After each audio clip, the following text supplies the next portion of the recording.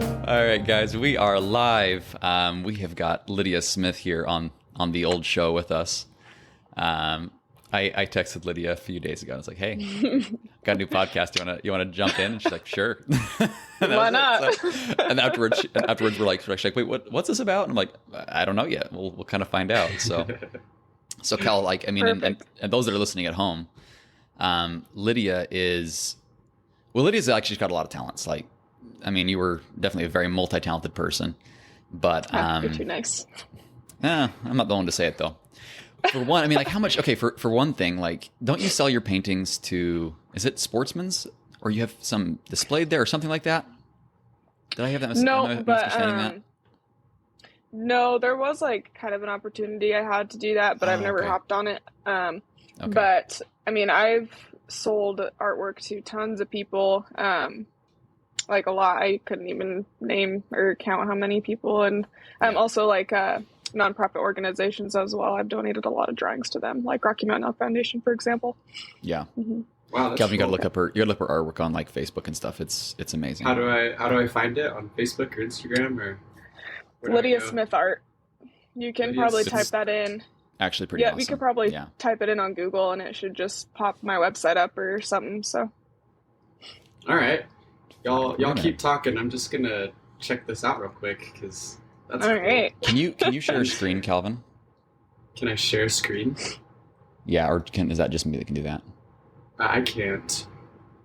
Okay. Oh wait, I'm gonna share a screen here really quick because this is pretty cool.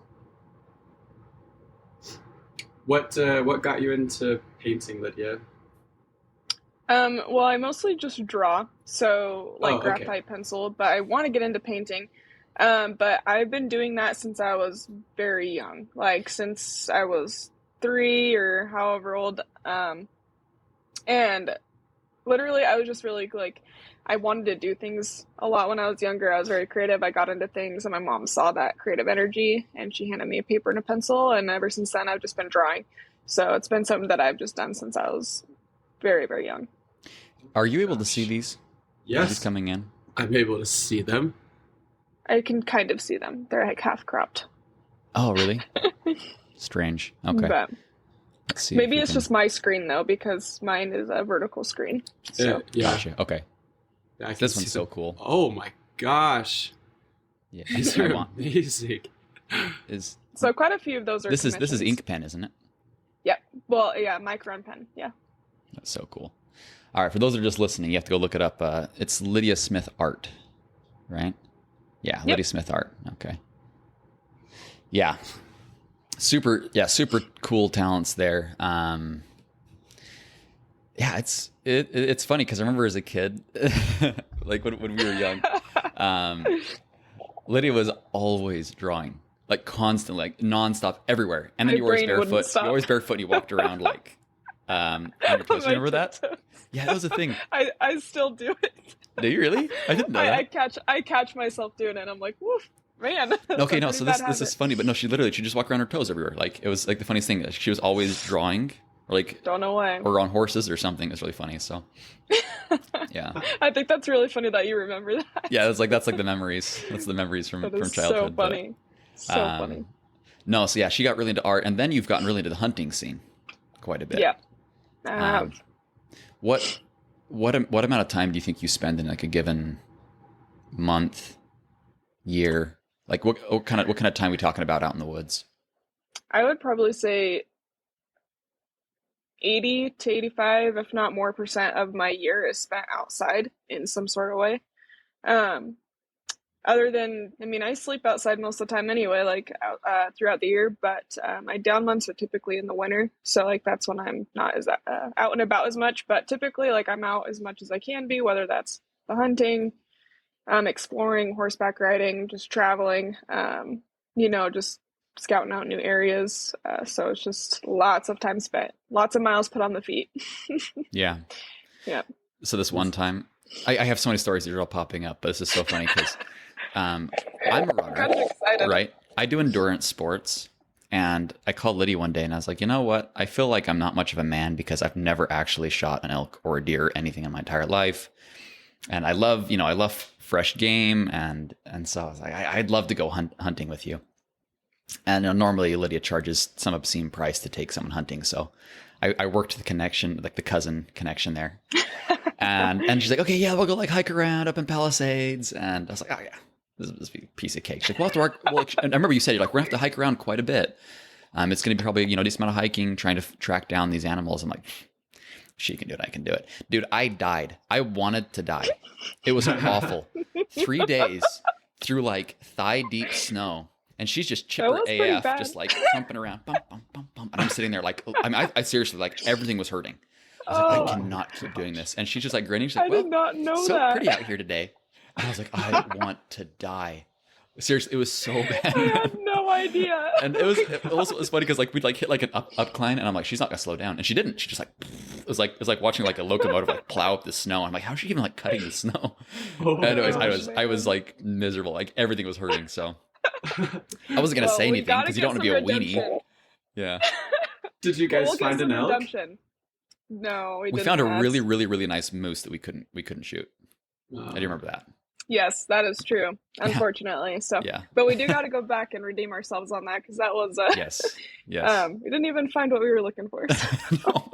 I think we found like some tracks maybe, and we're like, oh, there might be one. They were moving. So. Yeah, that was like their migrating season, so they were constantly just moving. Yeah. So it's so hard to catch up with them. Yeah. Wow. Yeah, and we kind of knew that going into it. Like and you told me like, this is going to be a little bit tougher this time of season, but I was like, well, I don't know what I'm in for. But yeah, it was gnarly, man. Like we were working. So that's and it was just such a bummer though, is that she didn't act like it was at all difficult. And I was like, this is ridiculous, man. That is a bummer. Well, I was very she wasn't even out of breath. She's like, yes, that helps. Yeah. Oh man. It was so I was so convinced. So I've got a question here. Maybe it might make this conversation somewhat meaningful. You said that you hiked for 3 days and didn't even find what you're looking for. And I don't know, I feel like that might apply to life, that you might have some life lessons from hunting and going out and that's a good question. And just not even coming up with anything, So I don't know, do you have any thoughts on that? Like what in hunting applies to life, I guess? Yeah, so I guess for me too, like a big reason why I do it as much as I do is because of the life lessons that I do get from it. I think it can be a very like personal growth experience, or just seeing how mentally capable you are and physically capable, even like more so than that. And I've had multiple experiences out while I was hunting or hiking where I've had not only just like very spiritual, experiences, but, just very personal ones. And even like, I mean, I've had hunts where, I've gone an entire month trying to find an animal and kill an animal, and I can never do it. And so, it took me 4 years to get my first bull elk. And so every season, every September, I was hiking and hunting as hard as I possibly could to make that happen. It was 4 years? It was 4 years. I didn't realize that. Mm-hmm. Holy smokes. Yep. So you were trying for 4 years to get a bull elk. Yep, I was. Okay, I don't feel so bad anymore. Yeah, exactly. But it's just, there's a lot that goes into it. I was very new. So a lot of like what I've learned has been on my own because I got into this by myself. And so a lot of what I've learned was through trial and error, which I'm glad I, did it that way, I guess, because I just learn easier when I do it on my own. I remember it easier, I guess. But so for me, hunting definitely opens up a lot of really cool and unique experiences that I don't think people would get anywhere else. Especially, I've had experiences where, I was in full-on survival mode. And the biggest experience I had there is a pretty personal one to me, and I don't share it with a lot of people. But, it was just very interesting to see how your body would react to being in a survival mode situation. Like it's literally eating itself. You can't move 3 steps without feeling lightheaded and wanting to pass out, and you can't breathe. It's really, really interesting. But it's cool to see how your mind, once you can actually tap into controlling your mind, how capable you are as a human. Because so many people that especially these days, I've seen our minds, we don't really tap into our full capacity of controlling our minds. And people are very, what's the word? They're not self-thinkers and this and that. And I don't really know what the word is, I guess, what I'm looking for. But I think for me, hunting has actually very much strengthened who I am as a person, in every form. Absolutely. And so not only that, but you're experiencing, firsthand God's creation. And that to me is absolutely incredible. I can literally sit and I can just look at the mountains and the sunset, until dark, and I can just sit there and take it in. And it's really, really beautiful and captivating. And so for me, yeah, go ahead. Oh, I was gonna say, would you say that it's one of the missing links in our society right now? This lack of connection with nature. Connection. Well, Yes. even just you're talking about survival, right? When's the last time I was thinking? When's the last time I ever thought, "Oh man, I may have gotten myself in over my head. I might die." You know what I mean? Like that doesn't happen to the average human. Well, and especially in that situation, because nature is so unforgiving. Absolutely. Right? Yep. Very. Yeah. And the funny thing is very unforgiving, nature is, but you can't control it, but you can work with it. And I feel like a lot of people don't know how to do that, which is, it's very true these days. I mean, if, somebody were to be out hiking and they got lost, they wouldn't know what to do, like most people nowadays. And for me, I feel like it's very, oh my gosh, what's the word? I'm so bad with words lately, but it's not like vital, but it's a very cool thing to have knowledge in, to like be able to use, I guess, what nature can provide you in very extreme situations. Yeah. And not only that, but being able to, I guess, be strong in yourself in a lot of situations. Because before I started hunting, I was not the same person I am now. I went through a spell where I was very insecure and this and that, and I just like wanted to hide away from the world, and I didn't know who I was. And hunting literally changed me, and I know who I am as a human and what I want to achieve and what I want to do. And it's not from killing the animals, it's from everything else. Hunting to me is not killing, it is the experience. It is everything but the killing. Yes, that's a part of it, but when I kill something, it's with a lot of respect. And, that animal, I use everything I can with it.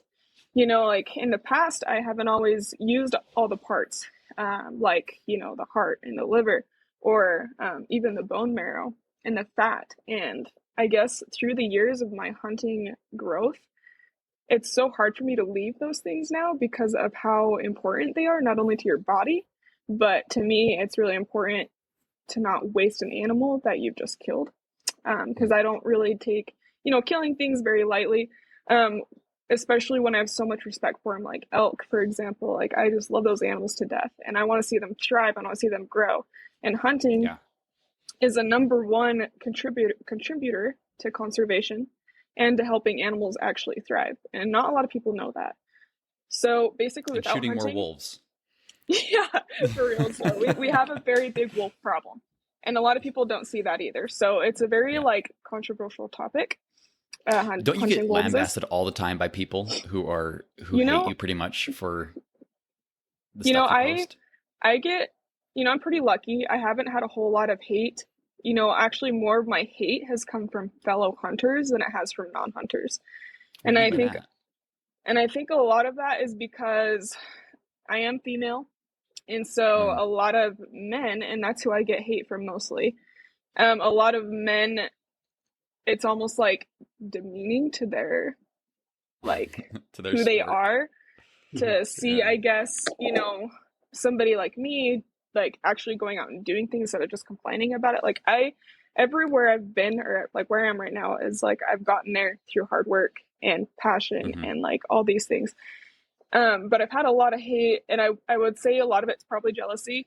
And, I don't know, I just like, I try to be very, I don't know if like humble is the right word, but I try to be very, understanding and open-minded. But it's really interesting to see the hate that I get on the hunting side versus the non-hunting side. It's very, very interesting. I don't really let it bother me. but I would say that's Yeah. where most of my hate comes from, is on the hunting side That's through so other males. surprising to me. Yep. That's so surprising to me. Interesting, huh? Yeah. So, Nice. every once in a while I'll get some like non-hunter find my page and they're like, oh, you should die. You know, I hope you die the most miserable death. And like your whole family, I hope they just, you know, all, you know, anyways, it's wild, like how evil, like, you know, those comments are. Yeah, they don't understand that hunters are the only reason why animals are still on this freaking planet, at least in North Yeah. America. Like without Yeah. hunters, they would be extinct, and nobody knows that. 100%. Yeah, 100%. And a lot of that just has to do with managing. Sorry, I'm going to adjust my AirPods. Managing the populations. So the predator species, for example, if you just let them do their thing, they would overpopulate because they have no predators. So nothing is killing them, but maybe, you know, old age or infection, or they got injured. But they're going to overpopulate. They're going to kill all ungulate species. So deer, elk, they're going to eat all of them until there's nothing left. Then they're going to go to livestock. Then they're going to start, you know, going to pets and then children. And people don't see that. So predators need to be managed. Obviously, these days, the animals don't have as much land as they did way back when, right? That's just how it is. And so they do need to be managed. And if they're not, it just increases disease. It increases just everything. Same with like deer and elk. They got to be managed with the disease and just healthy populations. And so it's a very big deal for me, I guess, to be a part of that. I feel like who I am, that's kind of what, not like what I was saying here to do, but like, I just feel like for me, I really want to be a part of that and helping the balance, because I love nature and like everything so deeply. You know, I just respect the land and the animals, and I want to do everything I can in my power to help keep that there. Same with like public land and all that stuff. So yeah, it's a very like personal thing for me. Hunting is, it's actually really just blossomed me into who I am today. Which I do have a question about this. So something you said was this. I mean, this is crazy, but like you said, this thing was so symbolic to me was that nature is so unforgiving yet so workable all at the same time. There's this crazy dichotomy with nature. It is the most giving and unforgiving all at the exact same time. Right? Absolutely, it will kill you or bless you completely. And the cool thing as human beings is that we get this. We flip that switch, right? We flip a switch on. Nature is our best friend. We flip it off and we fight against it, or we try to come head to head with it, right? Whenever you try to go head to head with nature, you will die. Every time you'll never win, period. You learn how to work with it, kind of like the flowing with the river type of thing, right? Swimming with the current. Absolutely. It's your best friend. Yeah. Wow. Yeah, no, it's really, really incredible.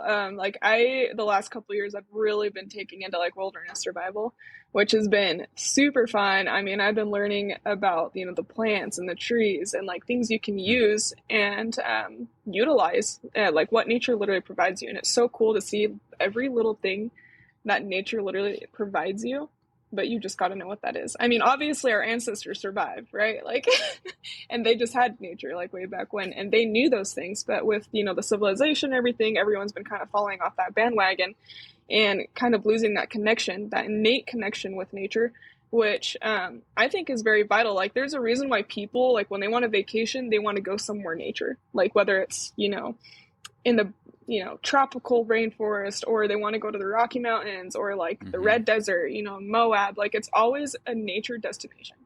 Always.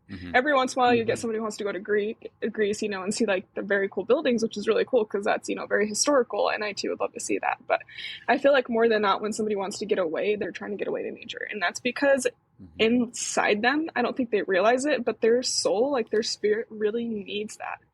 I mean, I'm sure, I don't know if both of you, I'm sure you've heard it, Brunson, grounding, you know, walking around barefoot, like on the earth. Yeah. So I think that's actually, there's a real truth to that.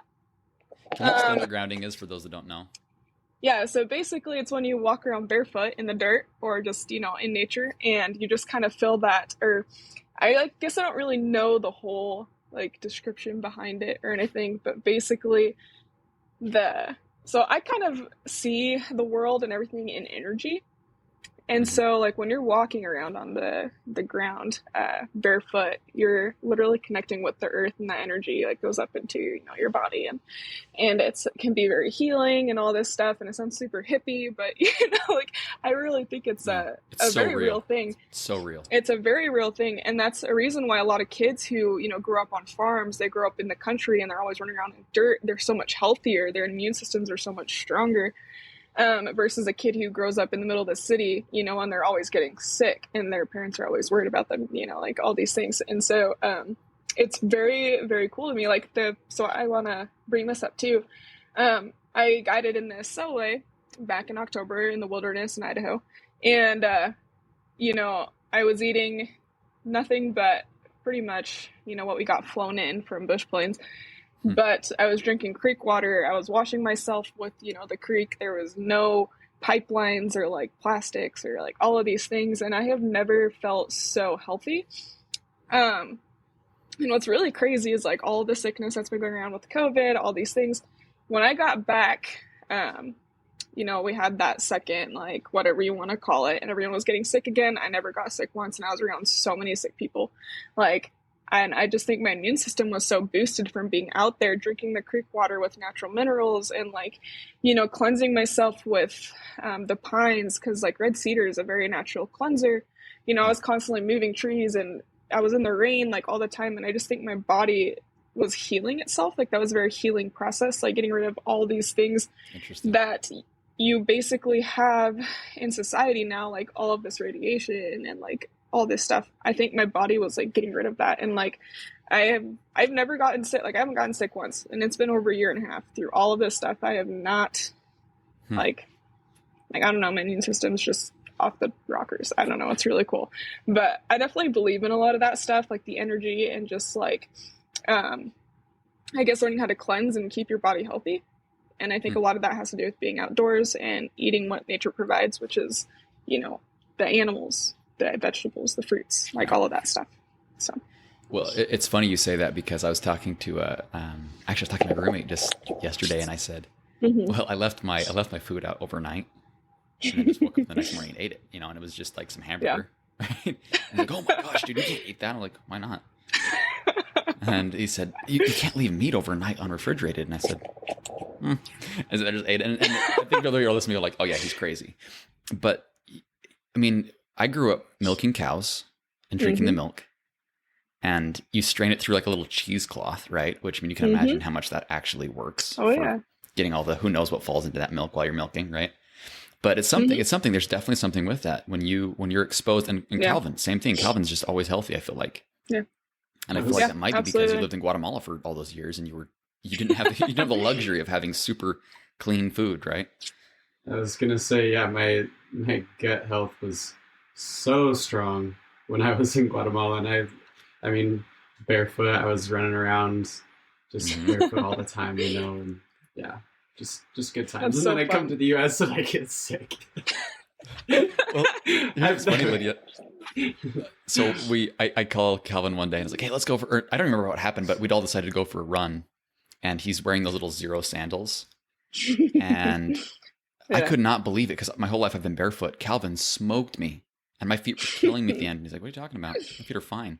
So yeah, there's something with that, like being barefoot, being like, I don't know, there's something, it just affects so many different parts of your health and stuff. Yeah. So it's very interesting. And I know a lot of people like, you know, kind of shy away from the whole like earthy living because it's like hippie or whatever. Yeah. And it's like not necessarily like, I mean, you can see it in that way, I guess, but like when you actually see the results and they're real, and you know, it's not just talk, you know, it actually affects you. Like, I don't know, like that's all I need. And so, I mean, people can say whatever they want or whatever, but I really believe in all that stuff. And, you know, like just learning to live with what nature provides you, I think is a very cool skill and really, you know, cool knowledge.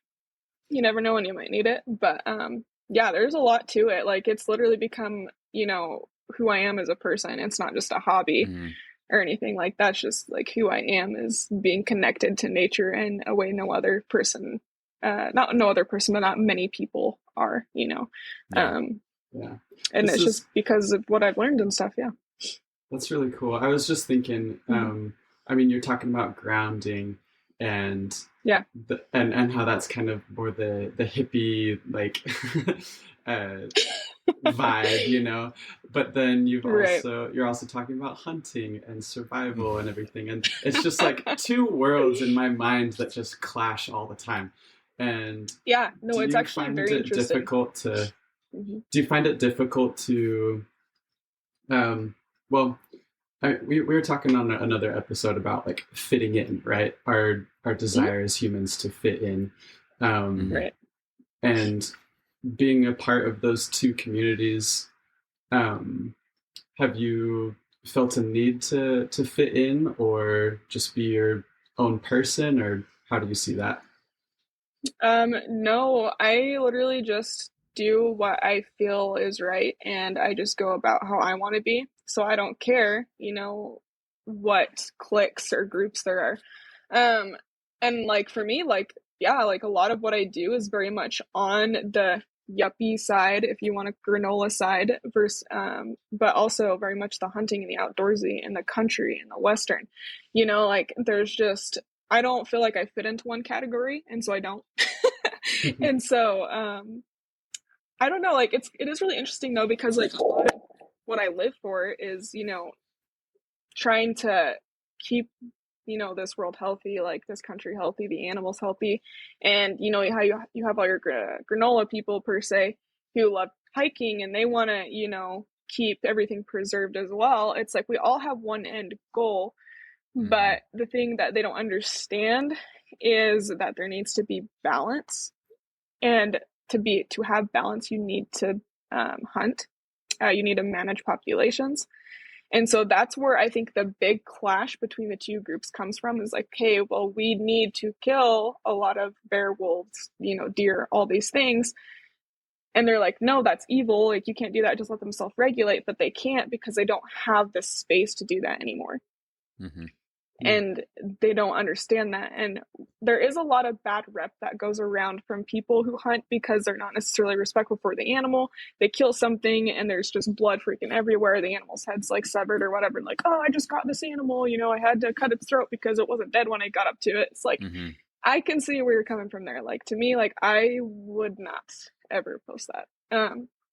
Like when I take a harvest photo, when I'm sitting behind my animal, I try to clean it up and make it look, how it was, try to remove the blood from its mouth, kind of give it a respectable, last, whatever on earth before Hmm. like I start cutting it up to bring it home.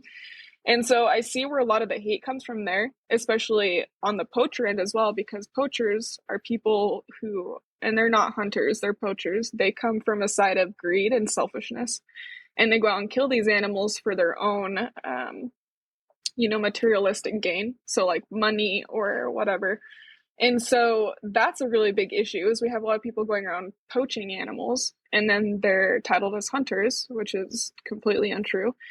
So there's a lot of misinformation. I think where that's like where most of the hate comes from is because of the misinformation and the lack of knowledge, of what actually needs to be happening. And that's like everything. If Yeah, if you were to absolutely. you take someone from Yeah. New York and they go on, Yes. if they were to go on one hunt with you, they'd Hmm. come back and say, "Oh my gosh!" I mean, it's funny. I have to use New York because they're so distant from that world, New right? York. New York. Yep. um, and they're so distant from that world. But if they were to go spend 1 week hunting with you, they'd probably come back with a very different perspective Yeah. on what this is and what it's not. Yeah. And by the same Right. And token, it's I mean, just, yeah, getting yeah, out and having experiences like that's where the power is, and that's where a lot of this hate goes away. Just get out, absolutely. go to the source, Hmm. learn. Yeah. No, it's so true. Like, for me too, I would love to take out people who, necessarily, don't know about hunting or don't really like it. And it's very cool because I've talked to a lot of people who are anti-hunters and I've talked to them and like really explained to them why it's so important. And that, most hunters are very respectable people and they're very good people, and they Hmm. kill what they need, and they respect the animal and they use the animal. We're, getting our own meat instead of going to grocery stores where these cattle live, you know, just next to each other their whole lives. They're shot with all these growth hormones and like all these things that is very unhealthy for us as people. Not only that, but just a lot of the processing places, they're just disgusting. And so like a lot of meat in the stores has like, people went and tested them and they're like finding fecal matters and like all this stuff and like, you know, your store meat, and that's disgusting and just unhealthy and kind of cruel for the animals. And so being able to hunt and be self-sufficient, and learning to like, I guess, just get that stuff on my own is very, very cool to me. I know how to process the meat on my own. I package it on my own. I know exactly where it comes from. And that animal was very respected. You know, it lived this life of being out, you know, did whatever it wanted. It wasn't shoved into a cage its whole life. And, you know, how it dies is very, very... well, compared to being torn apart by wolves. Yes. Merciful, I guess. Yeah. Yes. So Mother Nature does not give a crap about feelings or anything like that. And so like a lot of times during the rut for deer and elk, you know, they'll get into fights and they, you know, puncture each other. I've seen some insane wounds from animals fighting to the death for breeding rights. It's absolutely insane. I have caped out an animal, and caping is when you're just like skinning off the hide off a skull. And I was caping out this bull elk, and I started like grabbing pieces of bone on his head between his horns. And I caped out the hide, and there was a hole in his skull from another antler and like went to his brain. I don't know how he did not die. He died by a gun, but he literally had this puncture through his forehead from another antler and one in the bridge of his nose. And that bull probably would have died a really horrible death. It would have got infected. You know, it just wouldn't have been able to like catch up with the herd in the winter. He probably would have died and gotten eaten alive. You never know. And so it's just very, very crazy, the deaths that animals go through. I mean, I'm sure, I don't know if you guys have seen those videos from like Africa of like zebras getting eaten alive by hyenas. Like they're just tearing out the guts and the zebra is still, you know, alive. It's just like, how horrible is that? Like, it's so awful. And to me, like how I hunt with a bow and arrow, I'm going in and I'm trying to be as like quiet and as all these things. You know, I get into my distance and I shoot him with an arrow, and he doesn't know what hit him. Like I've seen so many videos of somebody who shoots an animal with an arrow and they like get hit and they run and they stop and they're like, what? And they just tip over and they just, you know, loss of blood and they just get lightheaded and pass out. And so not only is it just so much more ethical and merciful to hunt them, versus letting like Mother Nature take care of them. But we can also, with hunting, we can also select what animals to take. So like for me, my goal is to always get a mature animal. So one that has lived a really long life. And that way I'm also allowing the younger generation of animals to like go and breed. And so it's very healthy for, you know, like good genetic diversity and stuff like that. And so it's just, I don't know, there's a lot that goes into it. And so for me, like I'm not just walking around, you know, the meadow with a gun just popping everything I see. Not like the Bandit movie, right? Exactly, right? And so that's where a lot of people kind of get their you shot Bambi's mom. Their description of a hunter is we're going around just shooting everything, and it's so not true. I mean, I have shot a doe before, yes, but you know, I made sure she didn't have a suckling little fawn on her. So right, exactly. But yeah, like it's just there's just so much misinformation and people just don't understand. But I mean, I have more respect, I think, for the animals that walk this like earth than most of the people would ever realize. Like I literally could sit there and watch deer and elk or whatever for hours on end, and it would just make me so happy. I could just sit and watch them. You know, it's not like I'm looking at it, it's like, man, I really want to kill that thing. It's like, no, that thing is beautiful. And I was so like grateful to be able to kill one of those for my own like food and to help with, you know, just the population and the conservation and every other aspect there is out there. And so it's just very cool.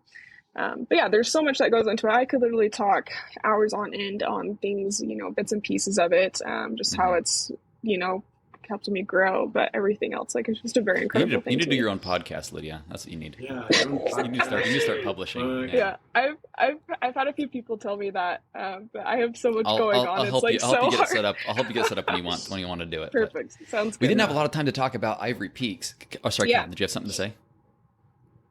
No, go for it.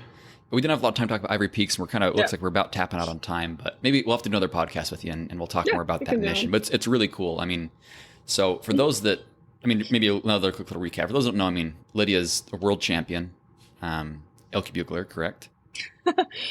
Yeah, a couple times there. One time. Couple times. Okay, yeah. Not a big deal. Just showed up and won the world championship. But that story is actually really funny because that's basically what happened. But seriously, I wish we'd had more time because we'll seriously have to do another episode because I want to talk about that as well. That was a really cool thing. Ivory Peaks and the really mission that you have there. I'm super excited about that. I think it's going to be amazing. So for those that are trying to learn a little bit more about you, where can they? Besides your what's your Instagram handle for your hunting? Yeah, so on Instagram, it's just Lydia Smith 00. And then I do have my art as well. I'm trying to merge the two, but it's just kind of difficult. So like Lydia _Smith _art. And then I do have the LydiaSmithArt.com for like galleries or, commission pieces. So yep, that's basically it. And then I do have my Ivory Peaks website as well, which is just Ivory Peaks brand, but we can touch on that, I guess, on another one. So. Go buy her art now because she will be famous, and then it's worth a lot. Investment, you got to think ahead. So, always think ahead. Yeah, always think ahead. Lydia, we'll have to have you on again. Hey guys, sorry to cut you off right there. This has been part 1 of our episode with Lydia Smith. The interview went quite longer than we were expecting it to, and we decided rather than cutting it short, we'd just break it up into 2 episodes. So stay tuned. Tomorrow we'll be releasing the 2nd episode, and you can listen to that.